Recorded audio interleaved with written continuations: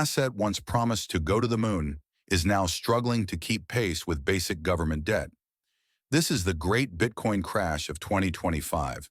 Bitcoin has fallen nearly 30% from its peak this year, a shocking slide that sees it lagging behind almost every major asset class, from tech stocks to simple treasury bills. The cryptocurrency, which its faithful followers dubbed digital gold, is being easily outperformed by actual gold, an asset often dismissed as outdated by crypto believers. The underperformance is stark. Bitcoin is trailing the Nasdaq, long-term bonds, and even the low volatility, low-growth U.S. Utilities Index.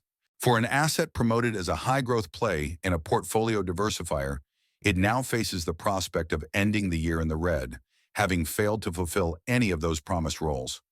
For many, 2025 was supposed to be crypto's massive breakout year, with institutional inflows surging through new ETFs and a seemingly pro-crypto political climate. Digital assets appeared secured in mainstream finance. Instead, the story for investors who bought near the highs feels familiar. A burst of euphoria followed by a punishing crash. The pain was crystallized recently when Bitcoin briefly dipped below $90,000. This figure is roughly the average entry price for all investors who bought into the new Bitcoin ETFs since their launch, meaning for a while, the typical institutional investor was underwater.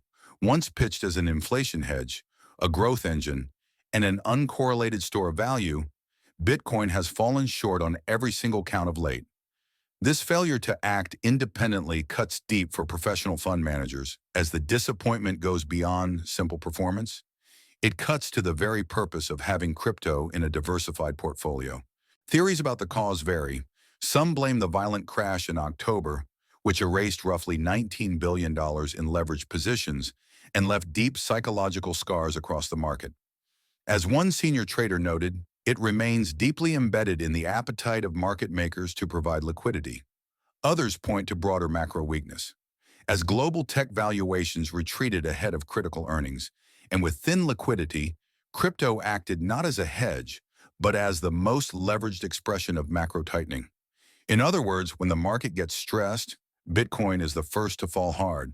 As talks of an incoming bear market are starting to ring louder, options data from Deribit suggests less than a 5% chance of Bitcoin revisiting its record high above $126,000 by year-end. Traders are positioned defensively, with demand surging for downside protection around the $85,000 and $80,000 levels. However, Bloomberg strategists offer a final perspective. If the key psychological support level of $90,000 holds, it could mark a pivot point. It could be the moment where the digital asset space starts leading risk sentiment higher, reasserting its leadership role not through hype, but through stabilization. Let me know what you think in the comments below, and don't forget to like, share, and subscribe for more updates.